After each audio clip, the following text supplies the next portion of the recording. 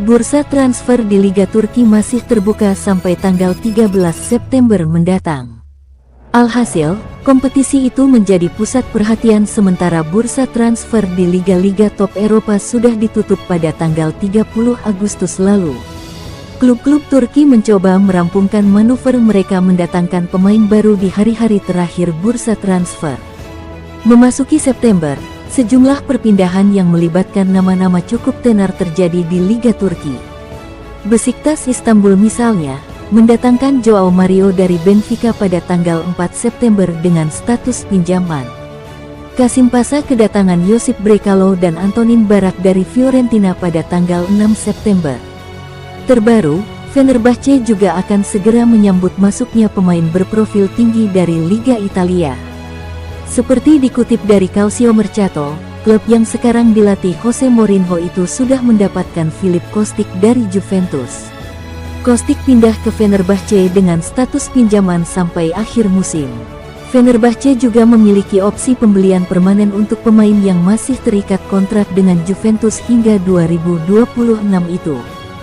Jika dibeli permanen, Kostic bakal menghasilkan 5-6 juta euro buat Juventus. Tadinya Juventus berharap ada klausul kewajiban membeli buat Fenerbahce. Tetapi, I Bianconeri akhirnya menerima hanya opsi pembelian setelah Fenerbahce akan membayar seluruh gaji Kostic.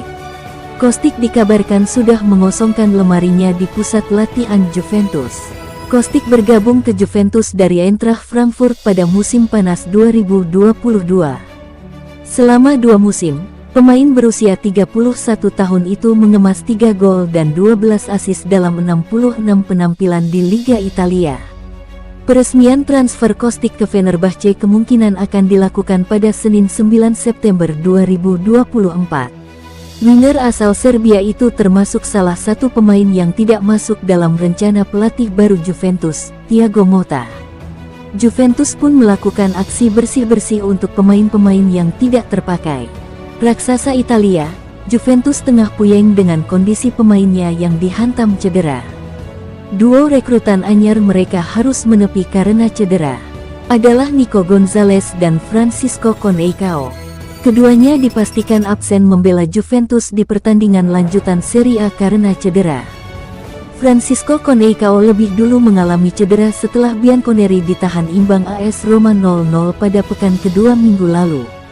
Sementara Nico Gonzalez dihantam cedera saat membela negaranya Argentina melawan Chili di kualifikasi Piala Dunia 2026 zona Amerika Selatan.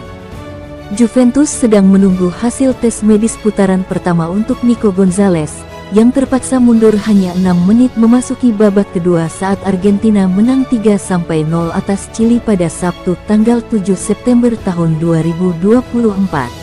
Menurut laporan awal pada hari Sabtu, Nico mengalami benturan di bagian tumit, dan bukan di pergelangan kakinya seperti yang pertama kali dilaporkan beberapa menit setelah cedera tersebut. Mantan pemain sayap Fiorentina ini diperkirakan akan menjalani pemeriksaan medis bersama timnas Argentina dan Juventus akan memutuskan bagaimana kelanjutannya setelah mereka memahami situasinya dengan lebih baik. Ini bisa menjadi pukulan telak bagi Thiago Motta, yang juga kehilangan Francisco Conceicao karena cedera otot awal pekan ini. Pemain asal Portugal itu diperkirakan akan absen selama beberapa minggu. Baik Nico maupun Conceicao tiba di hari-hari terakhir bursa transfer musim panas, dan secara efektif merupakan dua pemain sayap senior Juve yang ada di skuad tim utama.